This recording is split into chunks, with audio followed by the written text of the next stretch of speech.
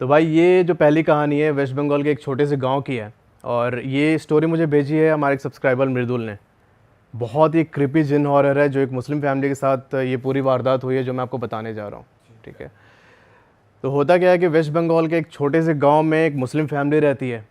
वो जो गांव का लेआउट एक बार समझना कि बीच में मुस्लिम फैमिली का घर है, उसके जस्ट बाजू में प्लेग्राउंड है एक। उस घर के चारों ओर रास्ता जाता है और उस रास्ते के आउटर में कॉलोनी बसी हुई है। उस मुस्लिम फैमिली का जो घर है उसके घर के अंदर एक मस्जिद भी है। होता क्या है कि ये लोग रोज़ अजान पढ़ते हैं। आसपास के जो गांव वाले वो भी आते हैं अजान पढ़ने के लिए। जब अजान ख़त्म हो जाता है रात के 9 बजे से लेकर 12 बजे तक, ये लोग ना एक दूसरे तरीके की अरेबिक अजान पढ़ना स्टार्ट करते हैं, जिसको बोलते हैं ज़िक्र। उसको कई लोग चिल्ला भी बोलते हैं। वो जब पढ़ रहे होते हैं तो बेसिकली वो पूरा प्रोसेस होता है जिन को बुलाने का। वो लोग जिन को बुलाते हैं और लोगों की प्रॉब्लम सॉल्व करते हैं और लास्ट में जिन को फिर मुक्ति दे देते हैं। आपने ट्रेनों में देखा होगा बहुत बार कि ऐसे लगा होगा कि फ़कीर का किसी का लगा, फ़कीर का बोर्ड लगा होगा कि आपको कोई भी समस्या है, फाइनेंशियल प्रॉब्लम हो रही है, कोई भूत पिशाच से अगर छुटकारा चाहिए तो आप इस पे नंबर पे कांटेक्ट करें। तो बेसिकली यही फैमिली थी जो ऐसे काम करती है। तो ये लोगों की हेल्प करते थे? लोगों की हेल्प करते थे। तो होता क्या है कि इसकी फैमिली में एक लड़का है, छोटा बच्चा, सैफ नाम है। ठीक है, 8-10 साल का होगा। और उसके पापा हैं, उसके दादाजी हैं और सैफ की मम्मी है। पापा और दादाजी ये काम करते हैं, बहुत एक्सपर्ट है इस चीज़ में। ठीक है, अब जो सैफ लड़का है वो ना ऑब्ज़र्व करता है कि भाई मेरे बाप दादा ये काम कर रहे हैं, क्योंकि रोज़ इसके घर में ये काम होता था, तो मुझे भी चाहिए। इतने लोग आते हैं, इनको इतना मानते हैं, ठीक है, उनको एकदम सर पे बैठा के रखते हैं, तो मेरे को भी ये सारी चीज़ें चाहिए। एक चीज़ और समझना, जब वो रात में ज़िक्र होता है ना, रात को 9 से 12 बजे तक, उस टाइम पर अगर उनके घर के सामने कोई खड़ा है या फिर खड़े होकर सुन रहा है तो ना उसकी तबीयत ख़राब हो जाती है बहुत बुरी तरीके से। ऐसे उनको लगता है कि उनकी बॉडी की इलेक्ट्रोलाइट पूरी ख़त्म हो गई। ऐसा नहीं होता, बिल्कुल एनर्जी ख़त्म हो गई सारी, उस तरीके से उनको फील होता है। तो सैफ को भी चाहिए कि भाई मैं भी ये काम करूँगा। एक दिन सैफ क्या, अच्छा, जो इनके घर के बाजू में जो प्लेग्राउंड है, यहाँ पे सारे लोग खेलने जाते थे। अब सैफ भी जाता है वहाँ पे खेलने। वहाँ पर उनके एक भैया हैं, हिंदू है वो, उसका नाम है प्रत्युष। ठीक है, प्रत्युष जो लड़का है, सैफ इसको भाई भाई बोल के बुलाता है। तो प्रत्युष उससे बोलता है कि एक दिन सैफ इससे बोलता है प्रत्युष से कि भैया आपके पापा क्या करते हैं। प्रत्युष बोलता है कि मेरे पापा सरकारी नौकरी में हैं। तो बोलता है सैफ कि तब तो बहुत अच्छा खासा पैसा कमाते होंगे। उसने बोला कि हाँ कमाते तो हैं। यहाँ पर सैफ बोलता है कि मैं ना आपके पापा से भी ज़्यादा पैसे कमाऊँगा। ठीक है, और ये चीज़ें ना लगातार होने लगे 3-4 दिन से। वो आता और ऐसे बहुत सारी ड्रीमी चीज़ें बात करता है एकदम, कि मैं ये कर लूँगा, गाड़ी खरीद लूँगा, बंगला खरीद लूँगा। लोगों ने सोचा, जो उसके साथ खेलने आते थे बच्चों ने सोचा कि भाई ये पागल हो गया है, इसको बुली करने लगे। अब बुली करने से क्या हुआ कि सैफ को थोड़ा सा लगा अंदर कि भाई मेरे को कैसे चढ़ के मेरे पे बोल रहे हैं, मेरा मजाक उड़ा रहे हैं। इसने प्लेग्राउंड में जाना बंद कर दिया। अब भाई ये अपने कमरे में बंद रहता पूरे टाइम। जो इनका घर था, जो मुस्लिम फैमिली का घर था, उसके बीच में आंगन है और आंगन के चारों साइड में कमरे हैं। तो उसका कमरा कॉर्नर में था, उसके दूसरे कॉर्नर पे उनके मम्मी पापा और उनके जो दादाजी थे उनका कमरा था। यहाँ पर सैफ ने क्या किया कि इसे ज़िक्र तो पता थी कैसे बोलते हैं, कैसे जिनको बुलाते हैं। भाई इसने रात को पढ़ना स्टार्ट कर दिया, वो 9 से 12 बजे के बीच का जो टाइम होता है। अब ये पढ़ के भाई बुलाता जिनको, ये करते करते इसको 38 दिन बीत गए, नहीं आया जिन। पर सैफ को पता था कि भाई जिन जो है इतनी आसानी से आता नहीं है। ठीक है, मुझे करना पड़ेगा और साधना करनी पड़ेगी। भाई ये और इंटेंस कर देता। और 2 दिन के बाद जब ये अपने कमरे में सो रहा था, तो भाई साहब रात के कोई 1:30-2 बजे के आसपास इसे सुनाई देता है कि कोई इसके सामने खड़े होके ग्रॉल कर रहा है, गुर्राने की आवाज़ आ रही है। और ये चीज़ तब होती है भाई जब वो साधना के बीच में था। अच्छा, साधना करते करते उसको सुनाई देता है ग्रॉल कर रहा है, और ना जैसे उसने देखा इसे डर लगा, भाई ये उठ के बैठ गया। कुछ दिखा नहीं उसको? नहीं था वहाँ पे। अच्छा, वो था वहाँ पे, पर दिक्कत ये थी कि उसने जो उस दिन की साधना थी वो कंप्लीट नहीं की। भाई बीच में उठ के बैठ गया ये। अब जब ये बीच में उठ के बैठा भाई, तो वो सामने से एकदम इसको देख के घुर्रा रहा है जिन। थोड़ी देर तक ऐसे ही रहा, घुराते रहा, उससे आई कांटेक्ट होती है इसकी। उसके बाद सैफ सो जाता है। नेक्स्ट डे से उसके जो कॉलोनी के लोग थे उन्होंने देखना स्टार्ट किया कि भाई ये अकेले छत पे जाता है शाम को, और वहाँ पे ना ऐसे रैंडमली किसी घर के सामने ऐसे करता है, पॉइंट आउट करता है फिंगर। ठीक है, ऐसा लग रहा था कि बाजू में कोई खड़ा है उससे बात कर रहा है, उस तरीके से ये कम्युनिकेट करने लगा जिन से। यहाँ पर सैफ ने जिन को अपनी साधना से वश में कर लिया था। अब देखो भाई वो क्या करता है, उसको जब भी कुछ खाना होता उससे मंगाता, तो पैसे चाहिए वो उससे मंगाता, ला के देता सब कुछ। जब सैफ को कॉन्फिडेंट हो गया सैफ कि भाई ये जिन मेरे वश में है, मैं इसे कुछ भी करवा सकता हूँ, तब इसने फिर से प्लेग्राउंड में जाना स्टार्ट किया। प्लेग्राउंड में फिर से प्रत्युष मिलता है इसको। यहाँ पर सैफ जब पहुँचा बहुत दिनों बाद प्लेग्राउंड, तो ये एक बेंच पे बैठा हुआ था कॉर्नर में। प्रत्युष आता है इसके पास, बोलता है भाई क्या हो गया, तू आता नहीं आजकल खेलने, अपने ख्याली दुनिया से बाहर निकल आ भाई, मतलब इतना सही खेलते थे हम लोग। तो कुछ बोलता नहीं है भाई। ये ना अपना गर्दन ऐसे टेढ़ा करके सैफ, और भाई ऐसे बात कर रहा है किसी से। उसके बाजू में वो जिन था, उससे 10-15 सेकंड बात की। फिर ये प्रत्युष को पता है क्या बोलता है कि आप ना मेरे बड़े भैया को बहुत पसंद आ गए हैं। प्रत्युष बोलता है कि कौन सा बड़े भैया, भाई तू तो अकेले अपनी फैमिली में। बोला कि नहीं, मेरे एक बड़े भैया हैं और आज रात को आपसे वो मिलने आएंगे। भाई साहब ये बोल के सैफ वहाँ से घर आ गया वापस।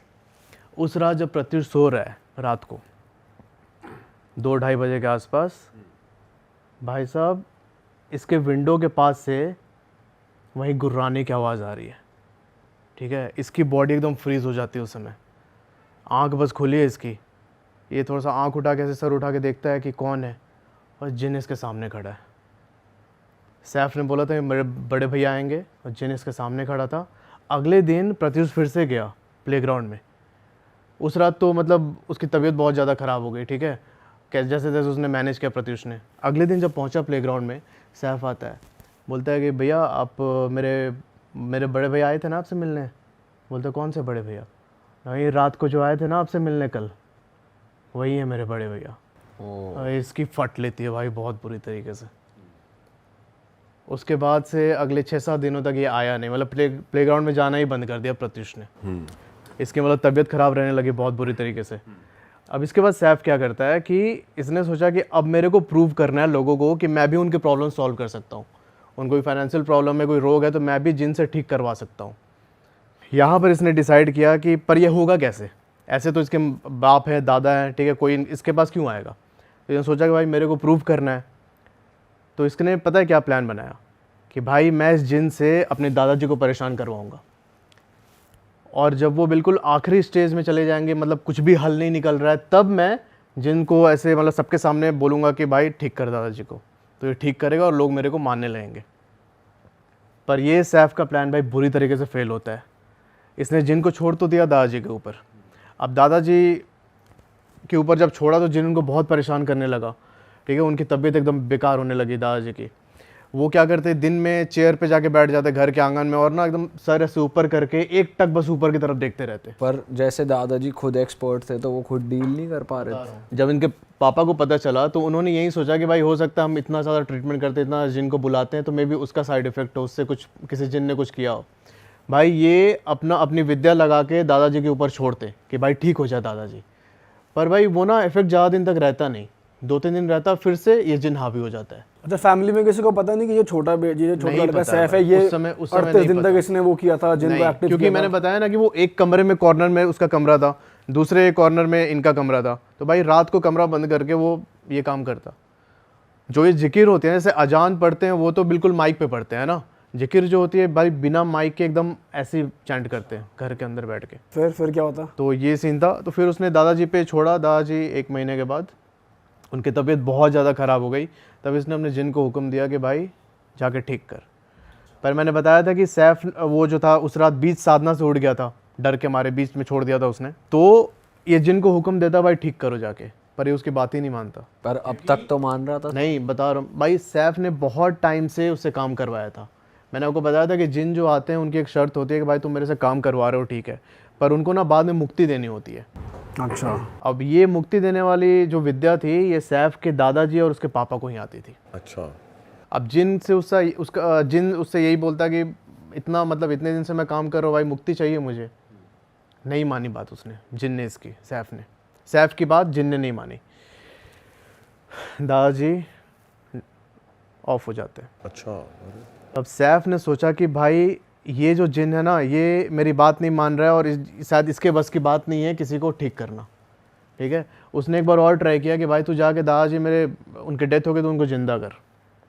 मैंने मना कर दिया, नहीं, जिन ने। तो इसने सोचा कि भाई इसके बस की बात नहीं है, ये उतना पावरफुल नहीं है, तो मैं ना एक और साधना करता हूँ, मैं इससे पावरफुल जिन की कॉलिंग करूँगा मैं उससे, ठीक है। भाई फिर से स्टार्ट करता है। कुछ टाइम के बाद एक और प्रकट होता है उसके सामने जिन, उसी तरीके से। पर इस टाइम जो जिन प्रकट हुआ था भाई, जैसे अपने हिंदू में क्या होता है कि भूत पिशाच प्रेत और सबसे टॉप लेवल पे होता है ब्रह्म राक्षस, वैसे ही इनके में भी होता है। जिन का जो बिल्कुल टॉप वर्जन जो होता है वो आया इनके सामने, सैफ के सामने।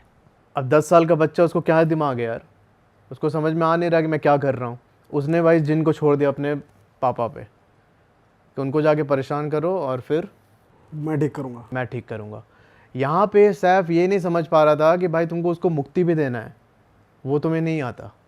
और उसी मुक्ति ना देने की विद्या के कारण ये सारे जिन बाद में इसको अपोज करने लगते हैं। अभी पहले वाला जिन भी एक्टिव है और ये सेकंड वाला भी आ गया। पहले वाला जिन भी एक्टिव था, उसको मुक्ति तो मिली नहीं थी, ये और गुस्सा हुए पड़े सैफ पे, है ना। तो इसने अपने पापा पे छोड़ा, पापा की तबीयत वैसी ख़राब हुई, 1 वीक के अंदर इसके पापा भी ऑफ हो जाते हैं। तो जो नया वाला जिन था उसने भी बात मानी नहीं इसकी। मतलब इसने कोशिश की कि मेरे पापा क्या कहते हैं, जब डेथ हो गई उनके तो उसको ज़िंदा करे, तब भी नहीं मानता ये बात। अब सुनो भाई असली खेल क्या होता है। अब जो सैफ था, इसकी तबीयत भी बहुत ज़्यादा ख़राब रहने लगी, ठीक है। दो जिन पहले ही इससे एकदम उखड़े पड़े हैं। इसने मतलब इसकी जो फैमिली थी, फैमिली में से इसकी मम्मी बची थी और इसके एक चाचा थे दूर के। इन दोनों ने सैफ को लेके हॉस्पिटल गए, डॉक्टर के पास, ठीक है। डॉक्टर के पास गए, वहाँ पे डॉक्टर ने बोला कि इसको एडमिट करना पड़ेगा। 3-4 दिन तक सैफ एडमिट रहा। उसके बाद क्या होता है कि एक रात कॉल आती है इनके घर पे हॉस्पिटल से, भाई जो ये सैफ लड़का है ये ना एक बेड से दूसरे बेड पे छलांग मार के पहुँच रहा है। यहाँ पे जो भी हॉस्पिटल के स्टाफ उनको बहुत परेशान कर रहा है, किसी के कंट्रोल में नहीं आ रहा है, तो आप लोग इसको लेके जाइए। तो जैसे तैसे कुछ भी करके सैफ को फिर घर लेके आते हैं। घर लेके आए तो उसके बाद फिर इन्होंने सोचा कि इनको पता चल गया कि भाई ये नॉर्मल चीज़ें नहीं है। इन्होंने फिर सैफ को एक झाड़ फूँक करने वाले उनके पास लेके गए, दिखाने के लिए कि भाई क्या है। तब उन्होंने बोला कि भाई जो आप सैफ को सामने देख रहे हो ना, इसका बस शरीर ही है सामने, इसके अंदर इसकी रूह भी नहीं है। सैफ के शरीर में बहुत सारे जिन जिन्नातों ने अपना कब्जा कर लिया था, क्योंकि इसने लगातार कैसे 38-40 दिन तक रिसाइड किया और उससे बहुत सारे ऐसे एक्टिव हो गए थे, तो उन्होंने सैफ के शरीर को अपना घर बना लिया था भाई। तो सोल उन्होंने अपने वश में कर ली उसकी एक तरीके उसकी रूह निकल गई थी, सैफ की जो रूह थी अपनी वो निकल गई थी उसकी बॉडी से।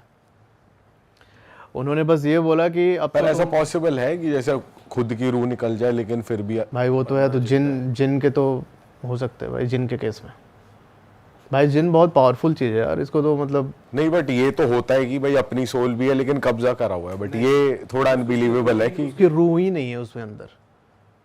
अभी आपको पता चलेगा कैसे नहीं है। फिर क्या होता है कि उन्होंने बोला कि इसको छोड़ दो अपने हाल पे, ठीक है। ये लोग इसे वापस घर लेके आता है, इन्होंने सोचा कि इसको घर पे भी नहीं रखते, तो इन्होंने सैफ को उठा के मेंटल हॉस्पिटल में एडमिट कर दिया। एडमिट करके वापस आ गए, मतलब कोलकाता के साइड में कहीं पे किया था एडमिट। उसके बाद वापस आए। कुछ टाइम के बाद कॉल आता है इनको घर पे कि भाई जो सैफ है इसकी डेथ हो चुकी है, आप लोग आके ले जाइए। ये लोग मतलब आज जैसे कॉल आया तो उसके अगले दिन पहुंचते हैं, तब तक सैफ की बॉडी को स्टोर करके रखा गया था। भाई जब उसकी बॉडी निकाली गई, जब ये लोग पहुँचे वहाँ से मॉर्ग से इसकी बॉडी निकाली गई, तो भाई ये देखते हैं कि इसके जो बॉडी के जो मांस है ना, वो सारे एक स्टिकी एलिमेंट से अटैच्ड है, सड़ चुकी है पूरी बॉडी। और बाहर निकलते ही मतलब कट कट के उसके मांस के टुकड़े गिरने लगे, और उसमें से जब वो गिर रहे थे तो उसके साथ साथ भाई बड़े बड़े ऐसे कीड़े उसके बॉडी से ज़मीन पे रेंग रहे हैं। ये कितनी पुरानी बात होगी भाई वैसे? ये भाई 3 साल पुरानी बात है। अच्छा, अभी रिसेंट ही है। अच्छा, जब ये लोग दिखाने ले गए थे सैफ को उस मौलवी के पास कि भाई ठीक कर दो, तो उसने जब बोला था कि भाई 10-15 जिन्हों ने अंदर कैप्चर करके रखा हुआ है, अगर मैं इसको ठीक करूँगा तो भाई सैफ को इतनी पीड़ा होगी जैसे उसके बॉडी पार्ट को, एक एक बॉडी पार्ट को काट रहे हैं, वो झेल नहीं पाएगा। अगर मैं जिन को इसके बॉडी से निकालने की कोशिश करूँगा तो भाई इतना दर्द होगा उसे, जैसे किसी ने हाथ काट दिया, किसी ने पैर काट दिया। तो भाई अब सैफ तो चला गया, उसकी फैमिली भी पूरी बर्बाद, अब उसकी मम्मी है सिर्फ वहाँ पे यार। ये थी मतलब हाँ जिन पोजीशन भाई ऐसी चीज़ है, अगर प्रॉपर विद्या नहीं आती A to Z ऊपर से नीचे तक सब कुछ।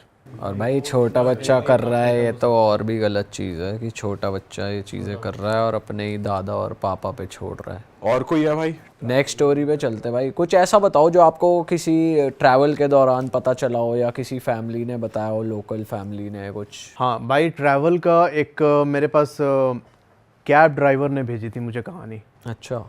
अभी मैं आपको ट्रैवल का ये बता रहा हूँ, इसके बाद मैं आपको 2-3 स्टोरी और सुनाऊंगा जिसमें मतलब जो प्रॉपर वेरीफाइबल है, और वो ऐसी स्टोरीज हैं जो कि पास्ट में कुछ इवेंट्स हुए हैं, कुछ ऐसी डेडली अपनी नेशनल ट्रेजेडी हुई है उससे रिलेटेड है, तो आपको बहुत मज़ा भी आने वाला है। फ़िलहाल जो मैं ट्रैवल की कहानी बता रहा हूँ ये एक मुझे कैब ड्राइवर ने भेजी थी। इनका नाम है विजय पाल, ठीक है। अच्छा, ये रहने वाले हैं चंडीगढ़ के। होता क्या है कि आज मैं एक चीज़ और बता दूँ, जो ये कैब ड्राइवर है इसके फैमिली में इसकी माँ है, इनकी वाइफ है, बच्चे हैं। भाई उस इंसिडेंट के बाद फैमिली ने इनके कैब ड्राइवर की नौकरी छुड़वा दी। इस टाइम पर जो वो विजय भाई हैं एयरफोर्स में मतलब कोई ऐसे नॉर्मल कॉन्ट्रैक्ट पे काम करते हैं। अच्छा। तो होता क्या है कि 2015 में इनको पता चलता है कि चंडीगढ़ में ऊबर लॉन्च हुआ है, और इन्होंने देखा कि भाई बहुत ज़्यादा मतलब उससे ड्राइवर्स अर्न भी कर रहे हैं। तो उस समय तक एक प्राइवेट कंपनी में प्राइवेट टैक्सी ओनर के अंडर काम करते थे। तो इन्होंने सोचा कि भाई चंडीगढ़ में वहीं पे जाके अपना ऊबर चलाएंगे। इन्होंने सुना था कि बहुत ज़्यादा लोग मतलब ड्राइवर्स को बहुत प्रॉफिट हो रहा है, बहुत राइड्स फ्रिक्वेंटली मिल जाती है। भाई ये पहुंच जाते हैं चंडीगढ़। वहाँ पर 1 साल इन्होंने दबा के चलाया ऊबर, अच्छा पैसा कमाया। पर 1 साल के बाद फिर से मार्केट में कंपटीशन वो सब आता है, ठीक है। ऊबर ने अपना चार्ज बढ़ा दिया और इनको मतलब सवारी मिलनी बंद हो गई, मतलब बहुत ज़्यादा नहीं मिलती तो उतना प्रॉफिट नहीं होता था। तब इन्होंने सोचा कि भाई अब मैं अपनी कार निकलवाऊँगा, ठीक है, और ऐसे प्राइवेट बुकिंग्स जब मतलब फ्री टाइम होगा तो ऊबर चलाऊँगा, ऐसे नॉर्मल प्राइवेट बुकिंग्स में चलूँगा। तो इसी दौरान क्या होता है कि एक दिन इनको एक बुकिंग आती है इनकी कार में। उस पैसेंजर को जाना था चंडीगढ़ से धर्मशाला। दोपहर के 1 बजे ये लोग अपनी ड्राइव स्टार्ट करते हैं, ठीक है। अच्छा, एक चीज़ और देखना कि चंडीगढ़ से धर्मशाला जाने के बीच में एक अम्ब रोड पड़ता है, 5-6 किलोमीटर का स्ट्रेच है हिमाचल का। तो जब ये लोग शाम के टाइम अम्ब रोड पहुँचे 5-6 बजे के आसपास, तो जो अंदर पैसेंजर बैठा था उसने बोला कि भाई रात को अवॉइड करना इधर से, मतलब वापस आने के समय ये रोड अवॉइड करना रात को अकेले। तो पूछते हैं विजय भाई कि क्या कोई दिक्कत है क्या सर, मतलब इस रोड पे क्या प्रॉब्लम है। तो उन्होंने बोला कि यहाँ पे मतलब मेरे रिलेटिव रहते हैं, उन्होंने कुछ बताया इस रोड की कहानी। अब जो पैसेंजर था उसने खुल के नहीं बताई भाई बात, कि डर जाएगा फिर इसको, है ना, इसको अभी धर्मशाला ही पहुँचना है, अंदर ऐसे डर बैठ जाएगा, क्या पता गाड़ी से कंट्रोल खो दे ऐसे। ये सोच के उसने बताई नहीं बात। ये लोग पहुँचते धर्मशाला। वहाँ पर जब ये अनलोड कर रहा था रात के 8 बजे, उनका सामान उतार रहा था, इसने पैसे दिए पैसेंजर ने बोला कि एक काम कर विजय, आज ना इधर ही रुक जा गाड़ी में, सुबह 4-5 बज जाएंगे तब जाना। ये बोलता है कि सर क्या कोई बात है तो खुल के बताओ यार, अगर उस रोड पे कोई दिक्कत है तो आपने बताया भी नहीं, आप ऐसे मना कर रहे हो। उन्होंने बोला कि नहीं अभी मत जाओ, बात मान ले मेरी भाई, 4-5 बजे निकलना। फिर उसने पूछा कि कभी रात को गए उस रोड से? इसने मना कर दिया कि नहीं भाई, इतनी रात को तो मैं कभी नहीं गया अम्ब वाले रोड से। तो ये बोलते हैं कि रुको, पर ये नहीं मानता है। कि उसके अगले दिन सुबह चंडीगढ़ से दूसरी बुकिंग थी, जल्द से जल्द पहुंचना था। भाई ये धर्मशाला से निकलता है वापस चंडीगढ़ आने के लिए, ठीक है। रात के 11 बजे के आसपास ये एक ढाबे में रुकता है, वहाँ पे मतलब चाय पानी पीता है और फिर वहाँ से कार लेके निकलता है आगे। अब भाई देखना क्या होता है, 11:30 पौने 12 के आसपास ये पहुँचता है अम्ब रोड में। जो ये अम्ब शहर है, इसने पाया विजय ने कि भाई उस टाइम पर पूरा सन्नाटा, हल्के सी स्ट्रीट लाइट जल रही है सिर्फ, और उसके अलावा उसकी गाड़ी के अलावा कोई भी नहीं है। वो अकेले ही उस रोड पे चल रहा है, हाईवे। कुछ दूर चलने के बाद ये एंटर करता है कि स्टेट हाईवे पे, मतलब मेन जो सड़क थी हाईवे वाला रोड था वो ख़त्म होता है, एक स्टेट हाईवे पे ड्राइव कर रहा है। थोड़ी देर के बाद भाई इसको सामने अपने दिखता है कि एक आदमी खड़ा है और इसे लिफ्ट मांग रहा है। अच्छा, विजय ने ये सोचा था कि भाई मैं धर्मशाला से चंडीगढ़ जा रहा हूँ, अगर मेरे को बीच में कोई सवारी मिल जाए तो भाई अच्छा, मेरी कुछ कमाई हो जाएगी। इस चक्कर में पहले उसने बस स्टॉप पे रोका था, एक पीछे बस स्टॉप पड़ा था, वहाँ पे रोका था थोड़ी देर गाड़ी कि भाई कोई सवारी हो तो मिले मुझे। आधे घंटे रुका था पर मिली नहीं। अब जैसे उसने देखा हम रोड पर भाई वो आदमी है लिफ्ट मांग रहा है, तो इसने सोचा कि भाई चलो कुछ कमाई कर लेते हैं। ये भाई जाके उसके पास गाड़ी रोकता है, हाँ, उससे थोड़ी दूर पे। वो चल के आया विजय के पास और पूछा उसने कि भाई चंडीगढ़ जाना है मेरे को। विजय बोलता है हाँ चलो आ जाओ। फिर उसने पूछा कितने पैसे, इसने बोला 2200 रुपये। वो आदमी बोलता है ठीक है। फिर विजय पूछता है कि भाई आप एक बात बताओ, इस टाइम पे आपको किसने छोड़ दिया इधर? कोई भी मतलब बहुत टाइम से मुझे कुछ दिख नहीं रहा है, आप ऐसे मतलब मेन हाईवे भी नहीं है, स्टेट हाईवे पे आप कच्ची रोड पे खड़े हो, किसने छोड़ दिया? वो कुछ बोलता नहीं है भाई। विजय बोला कि अच्छा एक काम करो, आके आगे बैठ जाओ मेरे पास। भाई उसने उस पर भी कुछ रिस्पॉन्ड नहीं किया, ये चुपचाप पीछे वाला गेट खोलता है, अंदर जाके बैठ जाता है। अब देखो क्या होता है, गाड़ी चल रही है विजय की, उस कच्चे रोड पे कोई 1.5-2 किलोमीटर चले होंगे ये। विजय को ऐसा फील होता है भाई कि इसकी जो गाड़ी है ना बहुत भारी हो गई है। ऐसा लग रहा था कि पीछे 10-15 लोग बैठे हैं, पूरा सामान लोड है, और उस तरीके से जिस गियर में गाड़ी को 50-60-70 पे चलना चाहिए भाई ये 20-22 से आगे नहीं बढ़ पा रही है। कुछ टाइम के बाद इसका इंजन हीट होना स्टार्ट हुआ। विजय को लगा कि भाई गाड़ी में कोई दिक्कत आ गई है। ये अपना गेट खोल के बाहर निकलता है इंजन की तरफ जाने के लिए। भाई जैसे गेट खोल के बाहर निकला, इसकी नज़र पीछे वाली सीट पे पड़ी और भाई साहब ये देखता है कि उस आदमी का सर गायब है और उसने वाइट कुर्ता पैजामा पहना हुआ था, वो पूरा खून से लथपथ। भाई इसको समझ में नहीं आ रहा है क्या हो गया, तो चिल्लाते हुए भाग रहा है। जब चिल्लाते हुए भाग रहा है तो इसने देखा कि भाई पीछे से वो आदमी चेज़ कर रहा है इसको। ये 700-800 मीटर तक लगातार भागते रहा। तो रोड के साइड पे एक आश्रम था, छोटा सा मंदिर है और उसके अंदर आश्रम था। ये जाके गेट पीटने लगा ज़ोर ज़ोर से। गाड़ी वहीं रोड पे खड़ी है। अब जब गेट पीटने लगा तब उधर से पंडित जी निकल के आते हैं और इसको मतलब अंदर बुलाया अपने। अंदर बुलाने के बाद इसने पूछा कि पंडित जी क्या है वो? तो पंडित जी ने बोला कि अभी उसके बारे में कल सुबह बात करेंगे, अभी रहने दो। ठीक है, ये एक इंसिडेंट आपने सुना उस रोड का। अब एग्जैक्टली क्या था ये मैं बताऊंगा, पर उसके 1 साल के बाद विजय के साथ जो ये घटना घटी, इसके 1 साल के बाद एक और वहाँ पे कांड हुआ। ठीक है, वो भी जानना। एक फैमिली थी, वो उसी रोड पे वापस चंडीगढ़ आ रही थी। ठीक है, उस फैमिली का नाम भी ले लेता हूँ। विजय ने बोला कि ले सकते हो नाम, कोई दिक्कत नहीं है। जो ड्राइव कर रहा है उसका नाम है जगतार, उसकी बीवी है अंजू, उसके 3 बच्चे। ठीक है, बीवी पीछे बैठी हुई है, एक बच्चा आगे बैठा है, जगतार ड्राइव कर रहा है, बाकी 2 बच्चे पीछे। ये भाई आ रहे थे उसी रोड पे, सेम वो जो स्टेट हाईवे था, वहाँ पर इनको आदमी ने हाथ दिया लिफ्ट के लिए। अब दिक्कत ये हुई कि इसकी बीवी ने बोला कि भाई इतनी रात को गाड़ी रोकना सही नहीं है, रहने दो। ठीक है, ये घटना हो रही है विजय के घटना के 1 साल के बाद। ठीक है, तो आप रहने दो, गाड़ी मत रोको। पर वो जो आदमी था ना, वो भाई चलते चलते रोड पे आ गया बीच में। अब जगतार ऐसे गाड़ी से उड़ा नहीं सकता था ना उसे, तो भाई इसने गाड़ी रोक दी। गाड़ी रोकी और एक गुस्से में निकला बाहर एकदम। ठीक है, देखने के लिए कि भाई तू कैसे कैसे आ गया बीच में। जब ये पहुंचता है उसके पास तो उसने बोला कि भाई मुझे चंडीगढ़ तक जाना है, छोड़ दो। जगतार तो पहले बहुत चिल्लाया, भाई क्या ये क्या तरीका है, कोई तरीका थोड़ी है भाई, तुम बीच सड़क में आ जा रहे हो, अभी एक्सीडेंट हो जाता। ये ना उसको डांटते हुए अपनी गाड़ी की तरफ आ रहा है। ठीक है, डांटते हुए अपनी गाड़ी की तरफ आ रहा है वापस ड्राइवर सीट पे बैठने के लिए। भाई इसकी वाइफ पीछे से देखती है, पीछे वाली सीट पे बैठी हुई थी, देखती है कि भाई वो ना उस जगह से उछला जोर से बहुत ऊपर तक और आके अपने कार के जो गेट थे ड्राइवर सीट के, वहाँ पे गिरता है ज़मीन पे। हस्बैंड जगतार। और जो वो आदमी था सामने जो अभी लिफ्ट मांग रहा था, वो कोई नहीं है वहाँ पे। जगतार यहाँ पे रोड पे पड़ा हुआ है और इसकी वाइफ चिल्लाने लगी ज़ोर ज़ोर से। तब वहाँ से एक पिकअप वाला क्रॉस कर रहा था। उस पिकअप वाला को जो पिकअप वाला ड्राइवर था, उसने सुना मतलब वाइफ की चीख सुनी, तो गया उनके पास पूछने के लिए क्या हो गया। थोड़ा ही सा वाइफ ने बोला था कि वहाँ लिफ्ट के लिए गया, तो समझ गया कि भाई ये वही सीन है, कि उनको पता था। अब जो ये पिकअप वाला ड्राइवर है, ये विजय का दोस्त। अच्छा, तो उसने ये कहानी विजय को बताई है। ये लोग पुलिस को कॉल करते, पुलिस आते वहाँ पे, जगतार को उठा के हॉस्पिटल ले जाते, तो वहाँ पे डॉक्टर ने उसे डेड। Oh shit. उस रोड पे ऐसे इंसिडेंट हुए। मैंने जब ये वीडियो डाली थी भाई, बहुत सारे लोगों ने कमेंट किया कि भाई है वो चीज़ जगह, हमने भी एक्सपीरियंस किया। अच्छा, तो हुआ क्या था, पंडित जी अगले दिन सुबह जगतार को लेके आए, सॉरी विजय को लेके आए गाड़ी पे उसकी, और गाड़ी स्टार्ट किया, नॉर्मल हो गई गाड़ी स्टार्ट, कोई दिक्कत नहीं हुई। तब पंडित जी ने बताया कि भाई 2013 में यहाँ पर एक आदमी था, उसने लिफ्ट मांग रहा था, उसे चंडीगढ़ जाना था। ठीक है, लिफ्ट मांगते हुए एक जो ट्रक आ रही थी उधर से, हिमाचल के साइड से चंडीगढ़ की तरफ, तो इसने ट्रक वाले से लिफ्ट मांगा कि मेरे को लेके चलो। वो ट्रक वाला ब्रेक नहीं मारा, तो इसने देखा आदमी ने कि भाई ब्रेक नहीं मारा, तो ना ये धीरे धीरे करके साइड से होते हुए रोड पे आ गया, बीच रोड पे।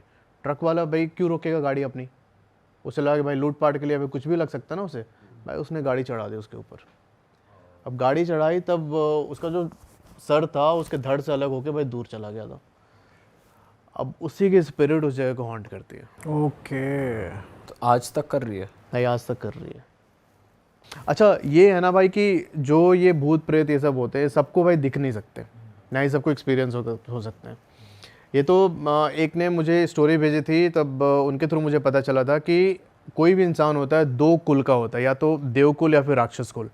तो जो देवकुल के लोग होते हैं उनको नहीं दिखते स्पिरिट, जो राक्षस कुल के होते हैं उनको अपना प्रेजेंस फील करवाती है। अब भाई बहुत लोग कमेंट करते हैं कि यार क्या कहते हैं, हम तो गए थे उस रोड से, ठीक है, हम उस रोड से गए थे, हमें नहीं मिला। अरे चिड़ियाघर के जानवर थोड़ी यार तुम एंटरटेन करने के लिए बैठा रहेगा। बड़ा ओपन है, मतलब अभी भी रोड, ऐसा कुछ नहीं कि क्लोज करी हो ऐसा कुछ। भाई रोड तो ओपन है। जिन लोगों को एक्सपीरियंस होता है वो लोग कमेंट कर रहे हैं कि हमने भी देखा, हमने फील किया, तो फिर लगता है कि चीज़ें ऑथेंटिक हैं। सही बात कह रहे हैं भाई। आप एक ऑफ कैमरा नेशनल ट्रेजेडी के बारे में बता रहे थे, तो वो क्या एग्जैक्टली आप बताओ। तो भाई देखो, मैं आपको जो बताने जा रहा हूँ बहुत सेंसिटिव भी है। मैंने जब वीडियो डाली तो मतलब बहुत लोग वैसे हो गए थे कि यार कुछ याद आ गया उनको, है ना।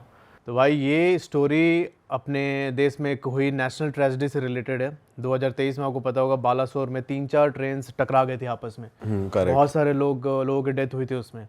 अब हुआ क्या था कि जहाँ पर ये एक्सीडेंट हुआ था उस जगह को बहनगा बोलते हैं, जो बालासोर के शायद वहाँ से 20-22 किलोमीटर दूर है, बालासोर मेन सिटी से। और ट्रेन जो ट्रेजेडी हुई थी उसका नाम यही दिया गया था, बालासोर ट्रेन एक्सीडेंट। तो बहनगा में जब एक्सीडेंट हुआ तो भाई बॉडीज़ इतनी ज़्यादा थी कि जो वहाँ का लोकल हॉस्पिटल था उसकी सारी बेड्स फुल हो चुकी थी, ठीक है, और एक्चुअल नंबर बहुत ज़्यादा थे। तो उन बॉडीज़ को उठा के वहाँ पर एक स्कूल है बहनगा हाई स्कूल, उसके अंदर रखी गई थी। अच्छा। उस स्कूल के अंदर एक मतलब छोटा सा हॉल जैसा एरिया है, उसमें ही सारी बॉडीज़ को इन्होंने रखा था। बहुत सारी बॉडीज़ ऐसी थी जिनका अंतिम संस्कार वहाँ के लोकल्स ने किया, उनके रिलेटिव्स पहुँच नहीं पाए थे, ठीक है। तो हमारे एक सब्सक्राइबर हैं उपमन्यु भाई, मैं उनका नेम चेंज कर रहा हूँ क्योंकि उन्होंने रिक्वेस्ट किया है। उपमन्यु भाई वहीं पर उनका ससुराल है बहनगा में। जब ये एक्सीडेंट हुआ तो ये अपने ससुराल में ही थे। इन्होंने अपने ब्रदर इन लॉ के साथ मिल के बहुत सारी डेड बॉडीज़ को वहाँ से शमशान तक लेके गए थे। जो एक्चुअल वहाँ पर ट्रेजेडी हुई थी, जो एक्चुअल वहाँ पर मतलब इतना ज़्यादा सैड सीन था, उन्होंने मुझे एक्सप्लेन किया ईमेल में। अच्छा, जो ये उपमन्यु भाई हैं ये हैं इंडियन आर्मी के टेरिटोरियल जो फोर्स होती है इनकी, उसमें डॉक्टर हैं। इनकी पोस्टिंग है मणिपुर में। अब जो घटना हुई थी बालासोर वाली उससे 1 साल बाद आते हैं। 1 साल के बाद मतलब इनकी शादी हो चुकी थी और इनकी वाइफ प्रेग्नेंट है। और यहाँ पर जो उपमन्यु भाई हैं ये भाई पोस्टेड है मणिपुर में। बेसिकली क्या होता है कि 2 महीने की पोस्टिंग होती है टेरिटोरियल आर्मी में, ठीक है, किसी भी डॉक्टर की। पर वहाँ पे टेंशन बहुत ज़्यादा थी तो इनका एक्सटेंड हो गया था, लगातार 2 साल से वहीं पे काम कर रहे थे। तो भाई इनके वाइफ को प्रेग्नेंट हुए 6 महीने हुए थे। इन्होंने बोला था कि तुम अपने मम्मी के पास ही चले जाओ, वहाँ पे तुम्हारा केयर कर लेंगे वो लोग अच्छे से। इनके वाइफ वहीं पर थी अपने मम्मी के घर पे बहनगा में। तो होता क्या है कि भाई 6 महीने प्रेग्नेंट थी और एक रात मतलब ये उपमन्यु के साथ कॉल पे थी तो बोलती है कि यार मेरे को मंचूरियन खाने का मन कर रहा है। अब ऐसा होता है ना कि मतलब प्रेगनेंसी में क्रेविंग्स और मूड स्विंग्स, तो इनको मंचूरियन खाने का मन कर रहा है। तो इन्होंने बोला कि एक काम करो, अभी रहने दो, बहुत रात हो रही है, कल मैं जो सानू है इनके वाइफ का भाई, उससे मैं भिजवा दूंगा, खा लेना। ये बोलते कि नहीं मैं बस लेके आती हूँ फटाक से बाहर से। भाई उपमन्यु की वाइफ उस रात 12:30-1 बजे के आसपास बाहर निकल गई। कोई रोड साइड वेंडर था, वहाँ से गई, अपना मंचूरियन पैक करा के लेके आई। पर अब जब वो घर पहुँचे ना भाई, सब सीन चेंज हो चुका था एकदम। ये उसके अगले दिन से ही बहुत चिड़चिड़ी रहने लगी। खाना कभी कभी बनाती किचन में जाके तो भाई वो उबल रहा है, चाय उबल रहा है, वो पूरा गिर रहा है इनका ऊपर से, वो जो सॉसपेन होता है, कोई ध्यान नहीं है, सामने देख रही है एकदम। सब्जी बना रही है, चावल बना रही है, तो एकदम बहुत ज़्यादा बना दे रही है। और बात ये थी कि भाई वो सारी चीज़ें वो खा भी रही थी, मतलब इनका इतना है ना खाने का, भाई इतना खा रही थी। अच्छा। इनका मूड भी बहुत मतलब मूड स्विंग्स हो रहे थे, बहुत ज़्यादा चिड़चिड़ी रहने लगी, गुस्सा आने लगा बहुत ज़्यादा इनको। अब यहाँ होता क्या है कि जो उनके मम्मी पापा थे उन्होंने सोचा कि भाई प्रेगनेंसी में इनका मूड स्विंग हो रहा है, उसकी वजह से कुछ हार्मोनल इश्यूज़ की वजह से।